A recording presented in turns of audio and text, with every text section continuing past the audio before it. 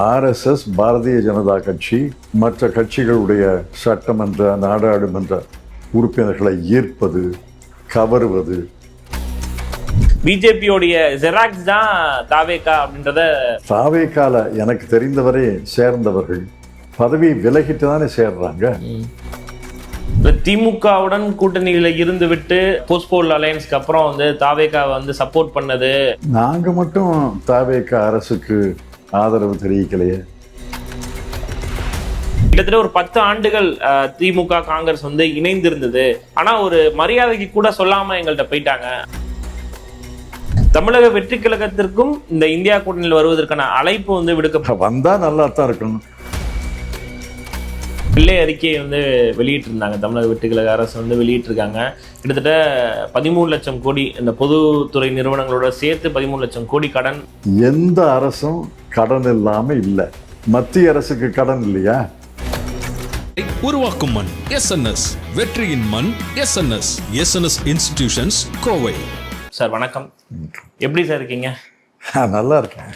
தமிழக வெற்றி கழகம் ஆட்சி அமைஞ்சு கிட்டத்தட்ட 1 மாதம் கடந்துட்டாங்க. இந்த 1 மாதத்துடைய செயல்பாடுகள் உங்களுடைய கண்ணோட்டத்துல எப்படி இருக்குன்னு நீங்க நினைக்கிறீங்க? 1 மாதத்துல கணிப்பு என்பது ஒரு தேர்வுத்தாளில் முதல் கேள்விக்கு பதில படிச்சுட்டு மதிப்பு செய்கிற மாதிரி. அது எப்படி முடியும்? காலாண்டு தேர்தல், அரையாண்டு தேர்தல், ஆண்டு தேர்தல் எல்லாத்தையும் பார்த்து தானே ஒரு மாணவனுடைய மதிப்பை போட முடியும். இல்ல 1 மாதத்திலேயே இப்ப நீங்க சொல்றீங்க அந்த மதிப்பீடு செய்ய முடியாது அப்படின்ட்டு. ஆனா இங்க இருக்கக்கூடிய எதிர்கட்சிகள் 1 மாத கால ஆட்சியே சரியா இல்ல, அவங்களுக்கு அட்மினிஸ்ட்ரேஷன் என்னன்னு தெரியல, சட்டம் ஒழுங்கு சீர்குலைஞ்சிருக்கு, பெண்கள் குழந்தைகள் மீதான பாலியல் குற்றங்களை அதிகரிச்சிருச்சு அப்படின்றதெல்லாம் சொல்றாங்க. அந்த குற்றச்சாட்டுகள்லாம் முன்வைக்கிறாங்களே. அவர்களுக்கு நிர்வாகம் பழகிக்கிறாங்க, அதை நான் ஒத்துக்கிறேன். அது முதலமைச்சரே ஒத்துக்கிறாரு. ஏன்னா அவர்களில் 101 சட்டமன்ற உறுப்பினர்கள் முதலாக சட்டமன்றத்துக்குள்ள நுழையிறாங்க. அதில் ஏறத்தாழ 31 அமைச்சர்கள் சட்டமன்றத்துக்குள்ள நுழைஞ்சதே கிடையாது, அமைச்சராக பொறுப்பு வகித்ததே கிடையாது. 1967 திராவிட முன்னேற்ற கழகம் பதவிக்கு வந்தபோதும் இதே சூழ்நிலை தான் இருந்தது. எந்த கட்சி ஆட்சிக்கு வந்தாலும் முதல் 6 மாதம் அவகாசம் கொடுக்க வேண்டும் என்பதுதான் என்னுடைய பணிவான கருத்து.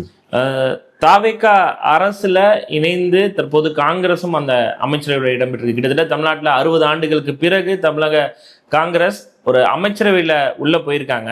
இதோடைய தேவை இந்த அரசியல் சூழல் எதனால உருவாயிருச்சுன்னு சொல்லி நீங்க நினைக்கிறீங்க? அது எல்லாம் பல முறை சொல்லிட்டோமே. 60 ஆண்டுகள் கழித்து 2 அமைச்சர்கள் இருப்பது எல்லாருக்கும் மகிழ்ச்சி, குறிப்பாக தொண்டர்களுக்கு மகிழ்ச்சி. ஆனால் 2 தேவைதான், 2 கட்டாயங்கள் தான். ஒன்று, ஜனாதிபதி ஆட்சி வந்துவிடக்கூடாது. ஜனாதிபதி ஆட்சி என்றால் அது பாரதிய ஜனதா கட்சி ஆட்சி தான். 2வது, மறுதேர்தல் வந்துடப்படாது. மறுதேர்தலை ஏற்றுக்கிறீங்களா இல்லை குடியரசுத் தலைவர் ஆட்சியை ஏற்றுக்கிறீங்களா? யாரை கேட்டாலும் அதை 2ஐயும் ஏற்றுக்கொள்ளவில்லை என்று தான் சொல்கிறார்கள். அதனால் இந்த அரசு அமைய நாங்கள் உதவி செய்வது தவறு இல்லை. திமுகவுடன் கூட்டணியில இருந்து விட்டு போஸ்ட்போல் அலையன்ஸ்க்கு அப்புறம் தாவேகா சப்போர்ட் பண்ணது, பல்வேறு விதமான விமர்சனங்களை காங்கிரஸ் மீது முன்வைத்தது. இதை எப்படி பார்க்குறீங்க? நாங்கள் மட்டும் தாவேகா அரசுக்கு ஆதரவு தெரிவிக்கலையே. விசிகா, சிபிஐ, சிபிஎம், ஐயுஎம்எல் எல்லாரும் தானே தெரிவித்தாங்க. எல்லாரும் தானே திமுக கூட்டணியில் இருந்தோம். அதனால் எங்களை தனித்து குற்றம் சாட்டுவதை நான் ஏற்றுக்கொள்ளவில்லை. ஏன்னா தேர்தலுக்கு முன்பே தமிழக வெற்றி கழகத்துடன் காங்கிரஸ் போகணும் அப்படின்றத பெரும்பாலான தமிழக காங்கிரஸ் கமிட்டி நிர்வாகிகள் சொன்னதாகவும், நீங்களும் தமிழக காங்கிரஸ் கமிட்டி தலைவர் செல்வ பிறந்தகையினுடைய முயற்சியின் காரணமாக தான் திமுகவுடைய முற்றிலும் தரும். ஜனவரி மாதம் 7ஆம் தேதி 17ஆம் தேதி டெல்லியில் ஒரு கூட்டம் கூட்டினாங்க. காங்கிரஸ் தலைவர் திரு மல்லிகார்ஜுன் கார்கே அவர்களும் எதிர்க்கட்சி தலைவர் திரு ராகுல் காந்தி அவர்களும் எல்லா நாடாளுமன்ற உறுப்பினர்களையும் எல்லா சட்டமன்ற உறுப்பினர்களையும் முக்கிய பொறுப்பாளர்களையும் கூப்பிட்டாங்க. ஒவ்வொருத்தரையாக கேட்டாங்க. ஒரு ஏறத்தாழ 3-4 மணி நேரம் கேட்டாங்க. அதில் எனக்கு தெரிந்த வரை அது யாரும் மறுக்கலை இது வரைக்கும். 17 சட்டமன்ற உறுப்பினர்களில் 16 பேர் திராவிட முன்னேற்றக் கழகம் கூட்டணியில் தொடரணும், அதுதான் பழைய கூட்டணி, நமக்கு ஆதரவு தந்த கூட்டணி, இந்த நேரத்தில் அந்த கூட்டணியிலிருந்து வெளியே வருவதற்கு காரணம் இல்லைன்னு சொன்னாங்க. அதே மாதிரி தமிழ்நாடு, புதுச்சேரி உட்பட 11 நாடாளுமன்ற உறுப்பினர்கள், 10 மக்களவை, 1 மாநிலங்களவை, 11 பேரில் 10 பேர் திராவிட முன்னேற்றக் கழக கூட்டணியில் இருக்கணும்னு சொன்னாங்க. அது தனித்தனியாக சொன்னாங்க. அவங்கள கேட்டிங்கன்னா சொல்லுவாங்க. அதனால் ஒரு சில நண்பர்கள், ஒரு சில தலைவர்கள் மாற்று கருத்தை சொன்னாங்கங்கிறத நான் மறுக்கலை. ஆனால் அது பெரும்பான்மை அல்ல. அந்த கூட்டத்தில் இருந்தவர்களில் மிக பெரும்பான்மை திராவிட முன்னேற்றக் கழக கூட்டணியோடு இருக்கணும். எங்களுடைய கணிப்பு தவறு. அது எல்லாருடைய கணிப்பும் தவறு தானே. உங்களுடைய கணிப்பு தவறு, ஊடகங்களுடைய கணிப்பு தவறு, சிபிஐ, சிபிஎம், ஐயுஎம்எல், விசிகா எல்லாருடைய கணிப்பும் தவறு தானே.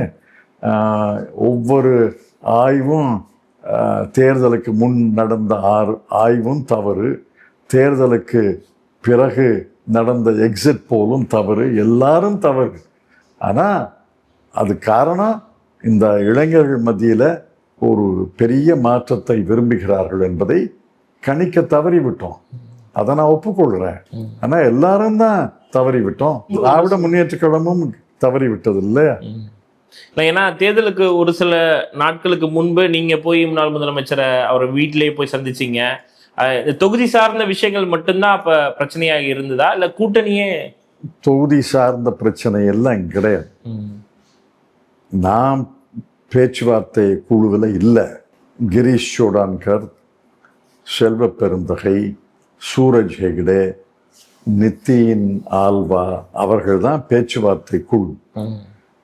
ஒரு நாள் காங்கிரஸ் தலைவர் என்னை கூப்பிட்டு 25 நிற்குது, 25 பழைய 25 எப்படி ஏற்றுக்கொள்வது என்ற ஒரு தயக்கம் இருக்குது தலைமையில், நீங்கள் போய் பேசி பார்க்க முடியுமான்னு.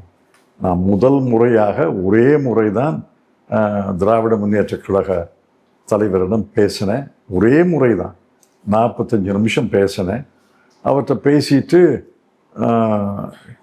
வண்டியில் காரில் திரும்பி வரும்போதே திரு கார்கே அவர்களுக்கு தொலைபேசியில் அழைத்து 25 அதிலே நிற்கிறாரு, ஆனால் 27 வரைக்கும் வருவாருன்னு நம்புகிறேன், நீங்கள் பேசி முடிச்சுங்க, அவ்வளோதான். ஒரு முறை தான் பேசினேன். அவர் திரு கார்கே அவர்கள் பேசியிருப்பார்னு நினைக்கிறேன். 28 முடிஞ்சது.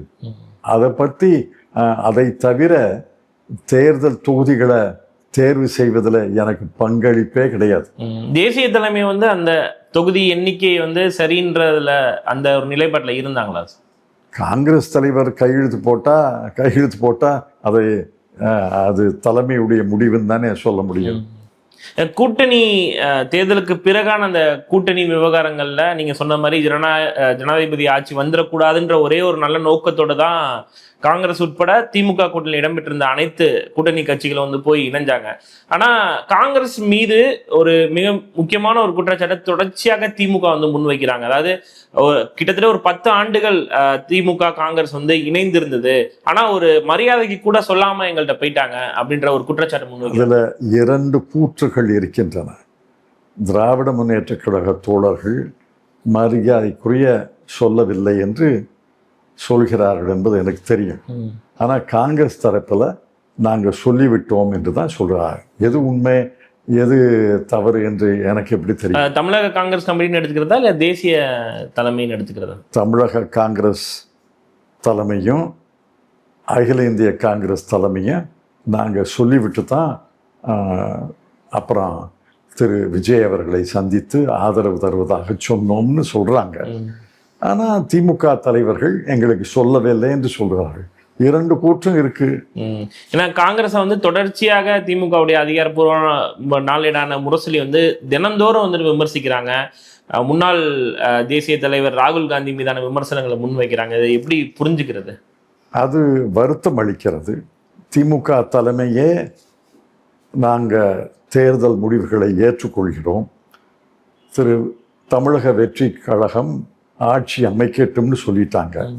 முதல் 2 நாள்லேயே சொல்லிட்டாங்க. அப்புறம் எப்படி ஆட்சி அமைக்கிறது? அவர் 107 108 இருந்தால் ஆட்சி அமைக்க முடியாத. யாராவது 7-8 பேர் ஆதரவு தந்தா தானே ஆட்சி அமைக்க முடியும். அதை உணர்ந்து தான் காங்கிரஸ் தலைமை நீங்கள் ஆதரவு தருங்கன்னு சொன்னாங்க. அப்புறம் போய் ஆதரவு தந்தாங்க. அதனால் திராவிட முன்னேற்ற கழகத்தினுடைய வருத்தம் எனக்கு புரியுது. ஆனால் குற்றச்சாட்டு எனக்கு புரியலையே. மாநிலத்தை கடந்து காங்கிரஸ் கட்சியுடைய ஒரு தேவை என்பது தேசம் முழுவதுமே இருக்குது. தேசிய தலைமையை பொறுத்த வரைக்கும் இந்தியா கூட்டணின்ற ஒரு மிகப்பெரிய ஒரு அமைப்பை கட்டமைச்சு அனைத்து மாநில கட்சிகளும் காங்கிரஸுடன் இணைந்து செயல்படக்கூடிய ஒரு சூழல்ல தற்போது திமுக காங்கிரஸ் கூட்டணி பிரிந்திருக்கக்கூடிய ஒரு சூழல்ல நீங்க மட்டும்தான் திருப்பி சொல்றீங்க, அதாவது திமுக இந்தியா கூட்டணியில தான் இணைஞ்சு செயல்படுறாங்க அப்படின்றது. பட் அவங்க அதை மறுக்கிறாங்க. ஜூன் 8ஆம் தேதி நடைபெற்றக்கூடிய அந்த ஆலோசனை கூட்டத்தை கூட வந்து அவங்க புறக்கணிச்சிருந்தாங்களே, அதை எப்படி புரிஞ்சுக்கிறது? திராவிட முன்னேற்ற கழக தலைவர் எனக்கு தெரிஞ்ச வரைக்கும் திராவிட முன்னேற்ற கழக தலைவர் திரு மு.க. ஸ்டாலின் அவர்கள் இந்தியா கூட்டணியிலிருந்து விலகுவதாக அறிவிச்சதாக எனக்கு தெரியல. அறிவிச்சா சொல்லுங்க. அவர் இந்த கூட்டத்தை ஜூன் மாதம் 8ஆம் தேதி கூட்டத்தை புறக்கணிப்போம்னு சொன்னார். அதை தவிர காங்கிரஸ் இருக்கக்கூடிய அந்த கூட்டத்தை புறக்கணிப்போம்ல சொல்லியிருக்காரு. காங்கிரஸ் மட்டுமா இருக்கு, 17-18 கட்சி இருக்கிற கூட்டத்தை புறக்கணிக்கிறேன்னு சொன்னார். ஏன்னா நீங்க திருப்பி அதை உறுதிப்படுத்திட்டே இருக்கீங்க. திருப்பி சொல்லல, எனக்கு மனசுல பட்டதை சொல்றேன். எனக்கு தெரிஞ்ச வரைக்கும் கூட்டத்தை புறக்கணிப்போம்னு சொல்றாங்க. அப்புறம் விமர்சனம் செய்கிறாங்க. ஆனா இந்தியா கூட்டணியிலிருந்து நிரந்தரமாக விலகிவிட்டதாக எனக்கு தெரிந்து சொல்லல. இப்ப பாஜக எதிர்ப்பு அப்படின்ற ஒரு அந்த ஒற்றை புள்ளியில நிச்சயமாக திமுகவும் உடன் இருக்கும் அப்படின்றத நீங்க நம்புறீங்க? பாஜக எதிர்ப்பு மட்டுமல்ல, மதச்சார்பின்மை, மாநிலத்தின் உரிமைகள், தொகுதி மறுவரைவு, தமிழ்நாட்டுக்கு தேக்கி வைத்திருக்கிற நிதிகளை தர வேண்டும் என்பதில் எல்லாம் உடன்பாடு தானே. அதனால பாஜக எதிர்ப்புன்னு ஒரு புள்ளியை மட்டும் போடாதீங்க. நான் ஒரு 10 புள்ளி போட முடியும். இப்ப 6 புள்ளிகளை சொல்லிட்டேன். இதுல எல்லாம் காங்கிரஸ் கட்சி, சிபிஐ, சிபிஎம், விசிக, ஐயுஎம்எல் எடுத்த நிலையைத்தானே திராவிட முன்னேற்ற கழகமும் இன்னைக்கும் எடுக்குது. இப்ப தமிழக வெற்றி கழகமும் காங்கிரஸோட இணைந்து அரசுல வந்து இருக்கக்கூடிய ஒரு சூழல்ல தமிழக வெற்றி கழகத்திற்கும் இந்த இந்தியா கூட்டணியில் வருவதற்கான அழைப்பு வந்து விடுக்கப்படும். அது எனக்கு தெரியாது. நான் இந்தியா கூட்டணி தலைவர்களை கேட்கணும். ஆனா தமிழக வெற்றி கழகமும் மதச்சார்பின்மை, மாநில உரிமைகள், இந்த கொள்கைகள் அடிப்படை கொள்கைகளில் உறுதியாக இருப்பதாக தான் அவர் பேச்சு எழுத்துல இருந்து நான் புரிஞ்சுக்கிறேன். வந்தால் நல்லா இருக்கும் அப்படின்னு நினைக்கிறீங்களா? அது எப்படி நான் சொல்ல முடியும்? வந்தா நல்லா தான் இருக்கும். கூட்டணி, பாரதிய எதிர்த்த கூட்டணி, எதிர்ப்பு கூட்டணி விரிய விரிய எனக்கு மகிழ்ச்சி தானே. ஏன்னா 2029 நோக்கி அடுத்து போகக்கூடிய ஒரு சூழல்ல அனைத்து கட்சிகளும் ஒன்றிணையும் போது அது மிகப்பெரிய ஒரு பலமா மாறுறதுக்கான வாய்ப்புகள் இருக்கு. அதை எப்படி மறுக்க முடியும்? நான் எப்படி மறுக்க முடியும்? இந்தியா கூட்டணி விரிவது, பலப்படுவதை எல்லாரும் வரவேற்பார்கள். நான் கண்டிப்பாக வரவேற்பேன். ஏன்னா இந்தியா கூட்டணியிலையுமே வந்துட்டு ஒரு சில சலசலப்புகள் வந்து தொடர்ச்சியாவே இருந்துட்டு வருது. அதாவது ராகுல் காந்தியோடைய செயல்பாடுகள் வந்து திருப்திகரமா இல்லை அப்படின்ற மாதிரியான விமர்சனங்கள்ல தேசிய கட்சிகள், அதாவது காங்கிரஸ் தலைமை மீதான அந்த குற்றச்சாட்டை ஒவ்வொரு மாநில கட்சிகளும் முன்வைக்கிறாங்க. இன்க்ளூடிங் சிபிஎம், சமாஜ்வாதி மாதிரியான கட்சிகள் வந்து முன்வைக்கிறாங்களே. கூட்டத்தில் என்ன பேசினாங்கிறத அந்த கூட்ட குறிப்புகளை பார்த்தா தான் தெரியும். ஊடகங்கள் போடுறது, நான் இல்லைன்னு சொல்லலை. சில கருத்து வேறுபாடுகள் இருக்கத்தானே செய்யுது. இப்போ சிபிஎம் சிபிஐ 2 கட்சிகள், அவர்களுக்குள்ள கொள்கை ரீதியாக கருத்தியல் ரீதியாக வேறுபாடு இல்லையா? வேறுபாடு ஏறத்தாழ 40 ஆண்டுகளாக இருக்குது. ஆனால் சிபிஐயும் சிபிஎம்மும் கேரளத்தில் இடதுசாரி கூட்டணியில் தானே 40 ஆண்டுகளாக இருக்காங்க.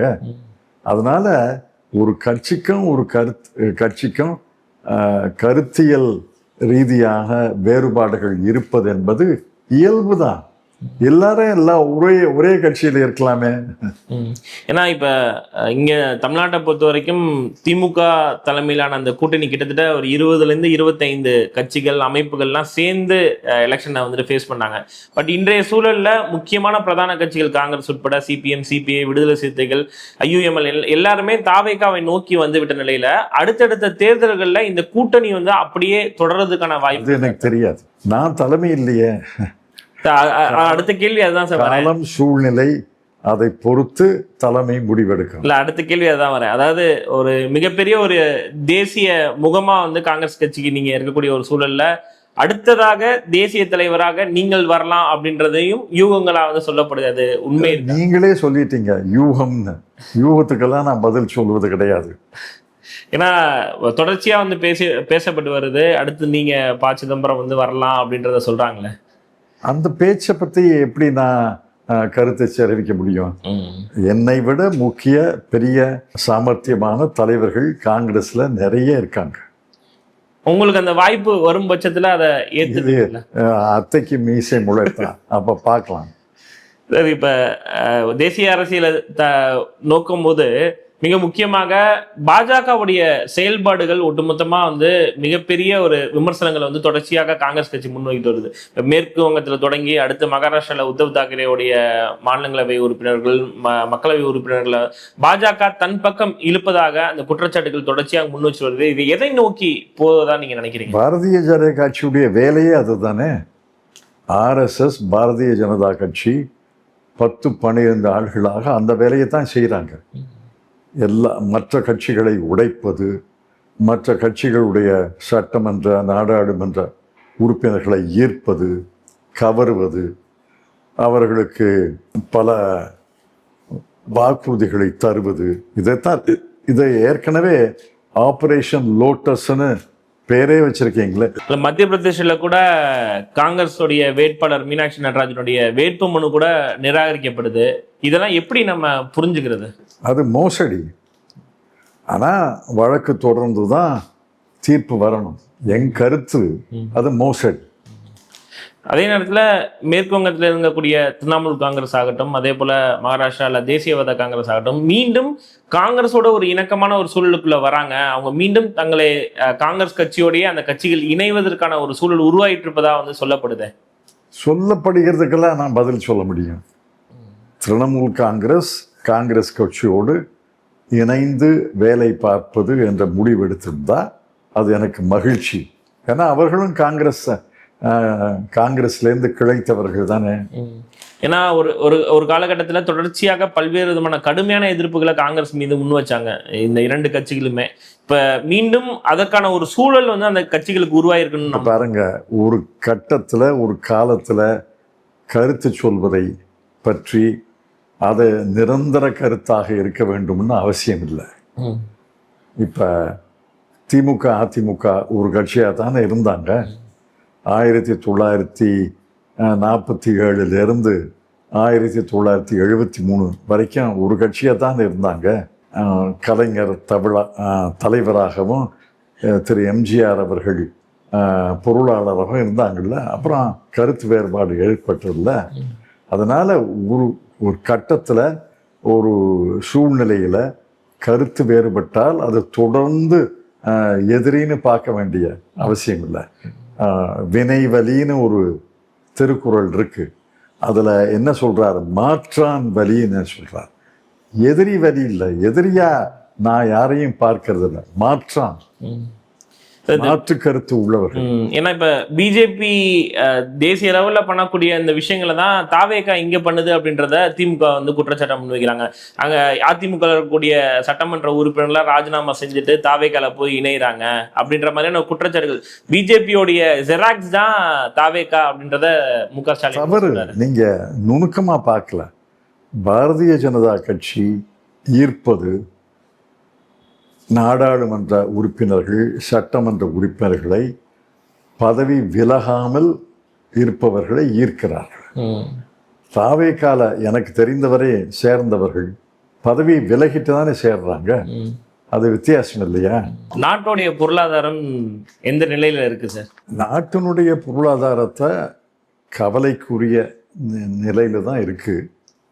இப்போ 7-8 நாட்களுக்கு முன்னாடி சில நடவடிக்கைகள் எடுத்திருக்காங்க. அதன் காரணமாக அந்நிய செலாவணி கூட வந்திருக்கு, ரூபாயின் மதிப்பு உயர்ந்திருக்கு. அதை தவிர எந்த பிரச்சனையும் அவங்க சமாளிக்கலை. 12 இனிமே பண்ணாலும் பண்ணலாம். இதுவரைக்கும் எடுத்த நடவடிக்கைகள் 2 பயன்தான். மளமளவென்று சரிந்த ரூபாயினுடைய மதிப்பு கொஞ்சம் உயர்ந்திருக்கு, அந்நிய செலாவணி இருப்பு கொஞ்சம் கூடியிருக்கு. 12 ஆண்டுகள் பிரதமர் நரேந்திர மோடி தலைமையிலான அரசு அப்படின்றத வந்து பெருமையா பேசுறாங்க. அதிக நாட்கள் பிரதமர் நரேந்திர மோடி தான் இருந்திருக்காருன்றதையும் பெருமையா சொல்லியிருக்காங்க. நீங்க கூட ஒரு பதிவு போட்டிருந்தீங்க, 1947 52 வரைக்கும் பச்சிளம் குழந்தைய வந்து அந்த ஜனநாயகத்தை, பச்சிளம் குழந்தை என்ற ஒரு ஜனநாயகத்தை வந்து தாலாட்டி சீராட்டி வளர்த்தது முன்னாள் பிரதமர் ஜவஹர்லால் நேரு அப்படின்றத ஒரு பதிவாக விட்டுருந்தீங்க. இவருடைய இந்த 12 ஆண்டு செயல்பாடுகள் பிரதமர் நரேந்திர மோடியோது எப்படி இருக்கு? இதுல எதை வெற்றின்னு பாக்குறீங்க, எதை தோல்வின்னு பாக்குறீங்க? நாட்டில் பொருளாதார வளர்ச்சி யார் அரசில் இருந்தாலும் ஏற்படும். 5% வளர்ச்சி இருந்தாலும் வளர்ச்சி தான், 4% வளர்ச்சி இருந்தாலும் வளர்ச்சி தான். நமக்கு தேவை 8-9% வளர்ச்சி. இந்த 12 ஆண்டுகளில் திரு நரேந்திர மோடியுடைய ஆட்சியில் எந்த ஆண்டும் 8 முதல் 9% வளர்ச்சி அடையலை. ஆக வளர்ச்சி இருக்கு, ஆனால் போதுமான வளர்ச்சி இல்லை.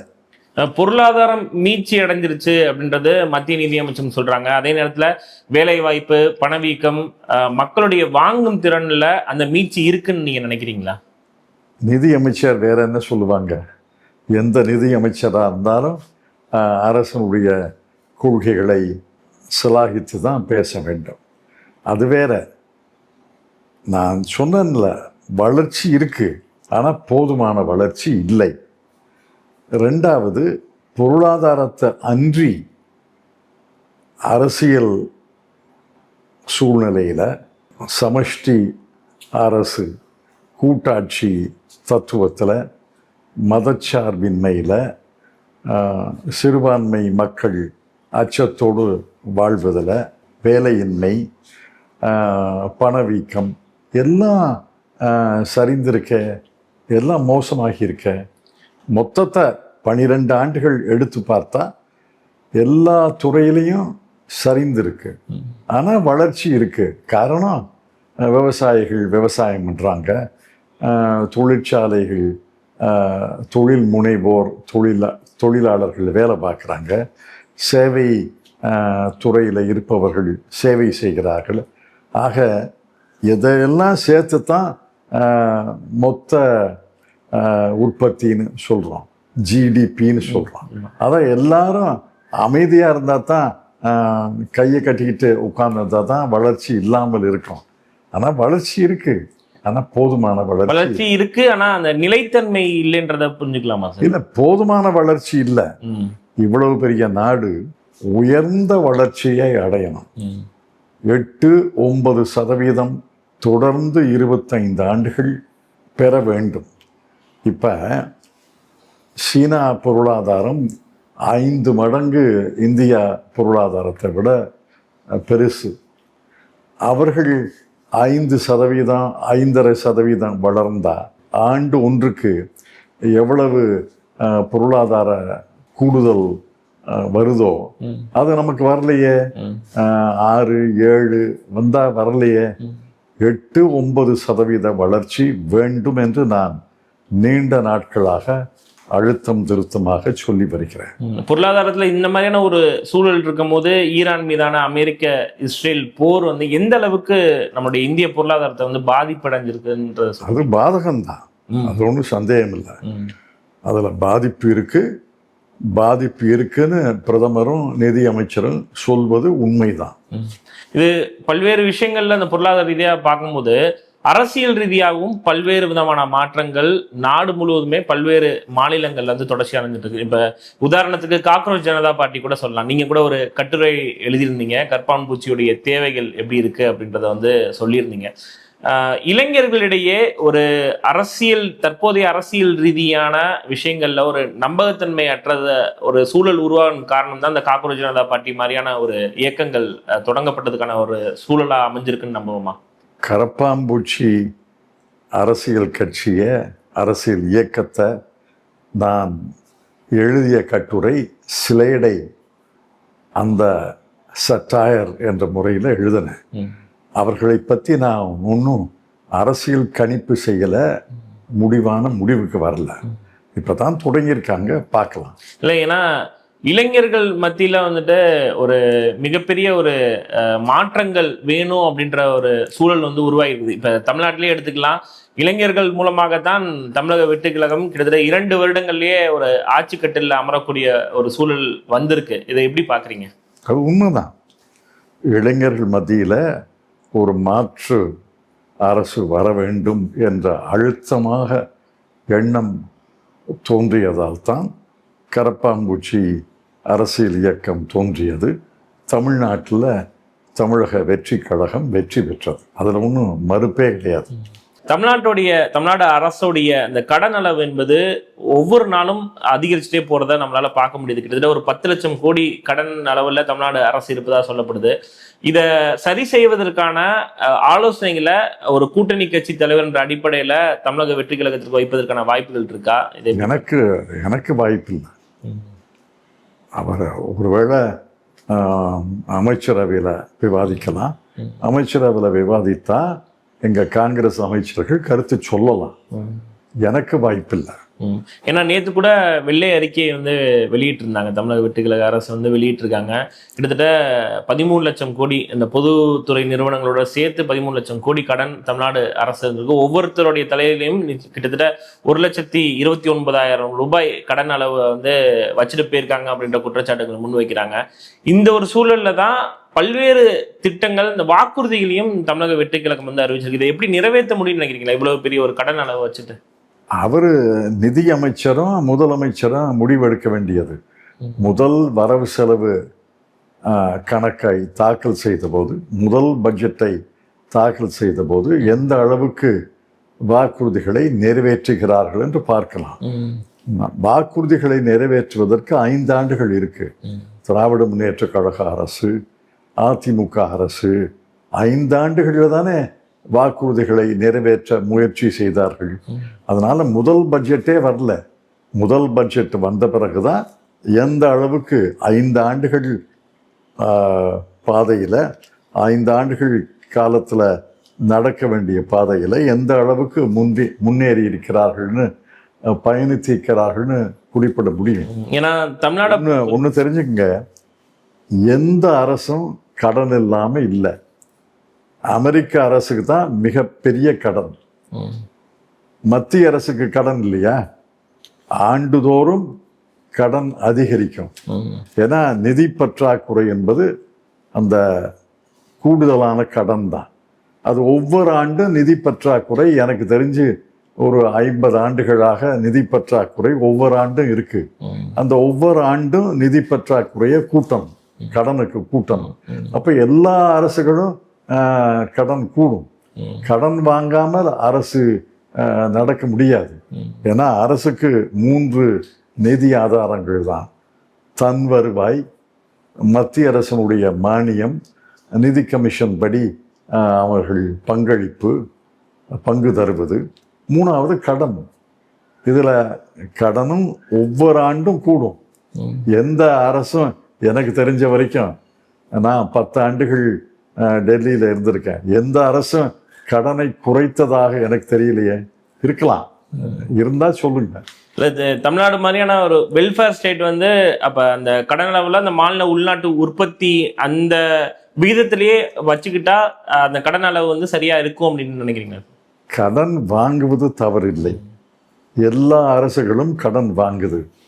சீனா, அமெரிக்கா, இங்கிலாந்து, பிரான்ஸு, ஜெர்மனி எல்லா அரசுகளும் கடன் வாங்குது. ஆனால் அந்த கடனுக்கு வட்டி கட்ட சக்தி இருக்கா, தவணை கட்ட சக்தி இருக்கா, அதான் கேள்வி. வரம்பை மீறினா ரிசர்வ் வங்கியே கண்டிச்சிருமில்ல, கடன் வாங்கப்படாதுன்னு சொல்லிடுமில்ல. ரிசர்வ் வங்கி குறித்த விதித்த வரம்புகளுக்குள்ளதான் எல்லா அரசுகளும் கடன் வாங்க முடியும். ரிசர்வ் வங்கியுடைய வரம்பை மீறி கடன் வாங்க முடியாது. கடன் கருத்தில் கொள்ள வேண்டியது, அதற்கான நடவடிக்கைகளை எடுக்கணும். அதில் மறுப்பில்லை. கடனை எவ்வளவு குறைவாக வாங்க முடியும், எப்படி அந்த வட்டியை கட்ட முடியும், எப்படி அந்த தவணையை கட்ட முடியும், வளர்ச்சி திட்டங்கள், நலத்திட்டங்களுக்கு பங்கமில்லாமல் இந்த வட்டியையும் தவணையும் கட்டணும் இல்லை. சரி, இன்னைக்கு மிக முக்கியமாக பல்வேறு விஷயங்களை வந்து பதிந்து கடைசியாக ஒரே ஒரு கேள்வி. தொடர்ச்சியாக வந்து சொல்லக்கூடிய விஷயம் வந்து மத்திய உள்துறை அமைச்சர் அமித்ஷாவை அரசியல் சாணக்கியர் அப்படின்றதெல்லாம் சொல்றாங்களே, இது உங்களுடைய கருத்து என்ன? ஒரு வதியில எல்லா உள்துறை அமைச்சர்களையும் மற்ற அமைச்சர்களையும் அரசியலில் ஈடுபட்டா ஒரு பகுதி சாணக்கியர்னு சொல்லுவோம். இன்னொரு எதிர்க்கிற பகுதி, எதிர்க்கிற கட்சிகள் அவர் விஷமம் செய்கிறாருன்னு சொல்லுவோம். இதெல்லாம் இந்த அடைமொழியெல்லாம் நான் பயன்படுத்துறது கிடையாது. பல்வேறு விஷயங்களை பயந்துக்கிறேன். ரொம்ப நன்றி சார். வணக்கம் சார். மீண்டும் ஒரு சிறப்பு நேர்காணலில் இணையலாம். நன்றி, வணக்கம். வெற்றியாளரை விதைக்கும் மண் SNS, வெற்றியாளரை உருவாக்கும் மண் SNS. வெற்றியின் மண் SNS. SNS institutions, Kovai.